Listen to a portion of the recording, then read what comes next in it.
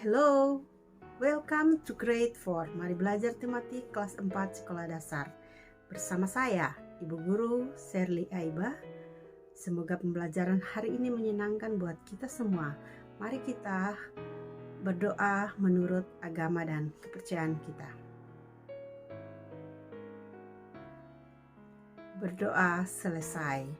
Selamat pagi semua. Semoga pagi ini semua berada dalam keadaan yang sehat walafiat ya. Kita akan mengikuti pembelajaran yang lebih menarik dari hari-hari sebelumnya. Pembelajaran kita, tema yang ketiga, peduli terhadap makhluk hidup. Subtema yang kedua, pembelajaran yang terakhir, pembelajaran 5 dan 6. Mari kita ikuti slide demi slide. Let's go. Nah, anak-anak, pembelajaran kita yang kemarin mengenai bagaimana kita menjaga makhluk hidup, terutama hewan-hewan yang langka.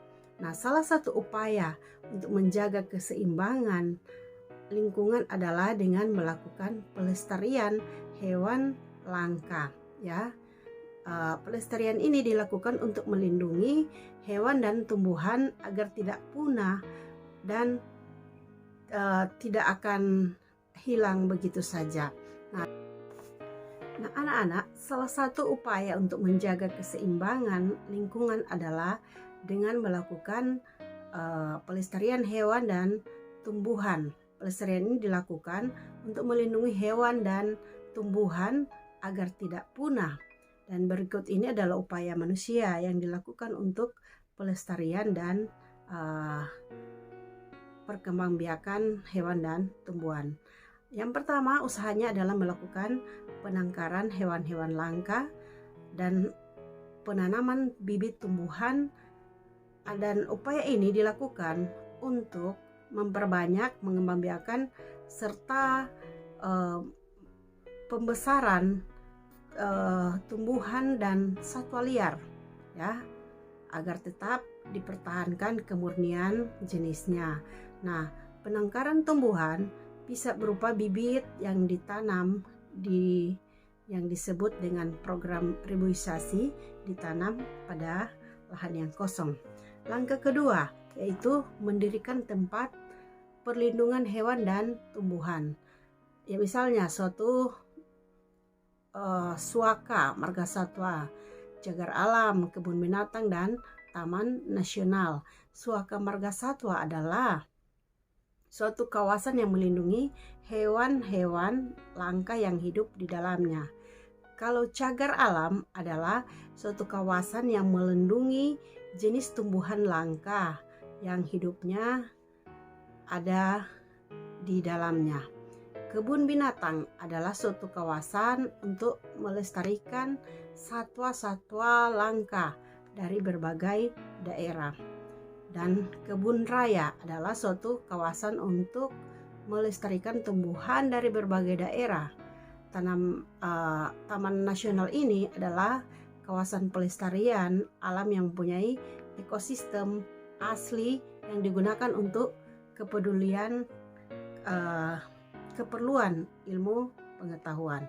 Nah, tujuan dari pelestarian hewan dan tumbuhan ini adalah yang pertama, menjaga keseimbangan lingkungan hanya agar tumbuhan dan hewan ini tidak punah di muka bumi.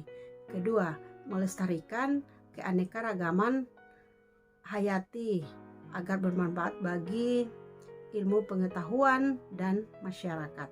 Ketiga, memenuhi kebutuhan masyarakat, misalnya untuk bahan bangunan, makanan, dan obat-obatan. Keempat,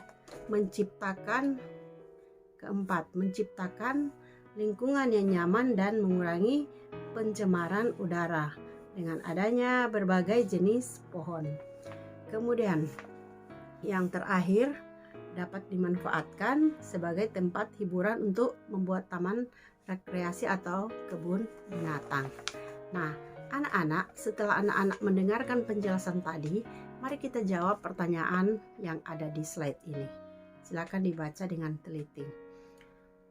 kemarin kita belajar mengenai apa itu mosaik, ya, mosaik. Dan kali ini kita akan belajar membuat mosaik hewan liar. Silakan anak gambar sketsanya, kemudian carilah apa saja yang akan ditempelkan, bahan-bahan apa saja yang ditempelkan pada sketsa tersebut. Ada di slide ini. Oke, nah anak-anak,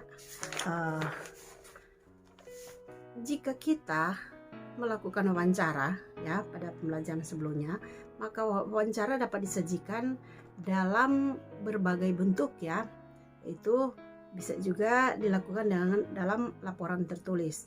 Nah, hasil wawancara dapat disajikan dalam format sebagai berikut ya.